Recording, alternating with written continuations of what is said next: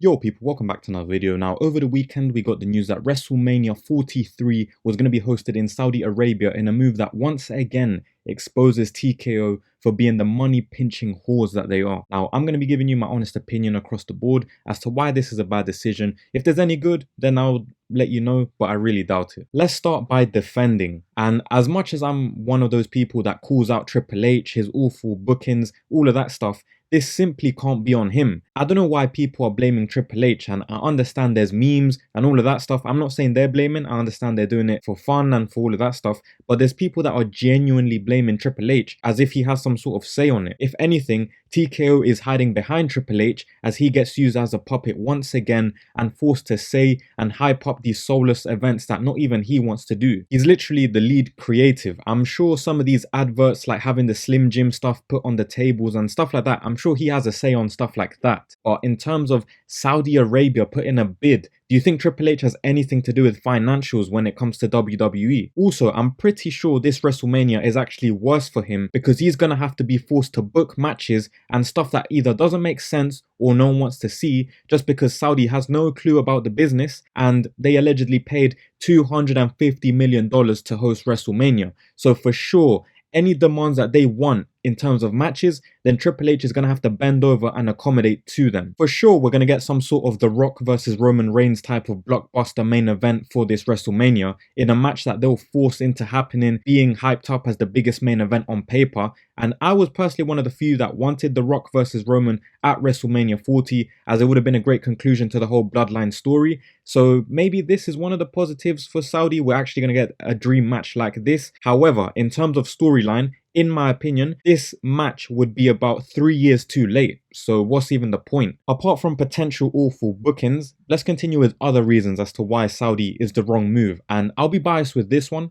but it's the fact that the UK should have been the first country outside of North America to host WrestleMania. There's always been so much hype about the UK hosting. UK fans are arguably one of the best outside of the US, to the point that the chants that are used for football games here are the ones that are being used in the US. It gets rinsed every single week. The Roman Reigns one, the Dominic Mysterio ones, for example. We even had John Cena ride out for the UK and say that the UK deserved to host WrestleMania. There was all this anticipation as to which country outside of North America deserved to host WrestleMania. You even had France being a nomination. You had other countries being nominations. As for all of that hype, it just went straight in the bin because they just gave it to the highest bidders. Saudi came out of nowhere and just stole it. This is quite a soulless move and a useless move in general. And at this rate, don't be surprised if every WrestleMania now becomes permanently hosted in Vegas, then Saudi. Vegas, Saudi. Just let us know in advance if the next 10 WrestleManias are just going to be in Saudi because they're the highest bidders. The next reason this is a bad move is because they didn't think about the talent at all. All the information about how the talent would feel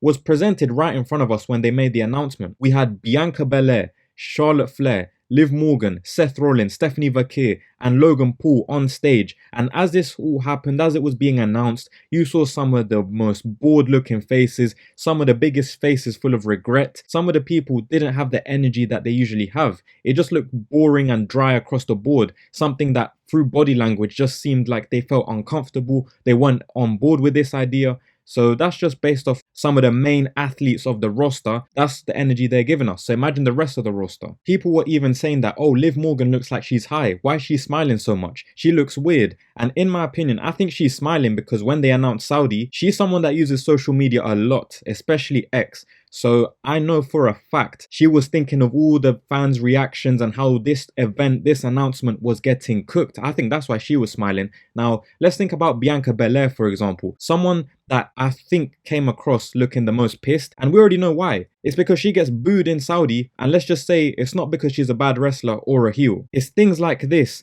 which now in her mind, for example, she's thinking, great, now I'm going to have a whole year wasted. WrestleMania 43 is wasted in my opinion. I'm not going to have my WrestleMania moment in a place that hates me. And for a lot of the talent, they'll see it as a year wasted as well, an opportunity missed, and they wouldn't want their biggest WrestleMania moment to be in Saudi, in a soulless country that has no connection, no heritage to WWE. This ties back into Triple H's booking and what Saudi might plan. There's some wrestlers that they might be hot at the moment when WrestleMania 43 is around the corner. They might have all the momentum in the world, but if Saudi doesn't believe in them, they might not fit with the Saudi plans, and it's game over for them for that particular year. Let's not even mention the fact that all the female wrestlers aren't allowed to wear the gear that they want to because of the laws and the beliefs in the country. Now, here's just 2 extra questions. If Lola Vice is promoted to the main roster, will she be allowed to do her whole gimmick, her whole entrance, all of that stuff? Because we know she's one of the ones that likes to show herself off. Just bear that in mind with Saudi. Question number 2, is Stephanie Vakir allowed to do the Devil's Kiss over in Saudi?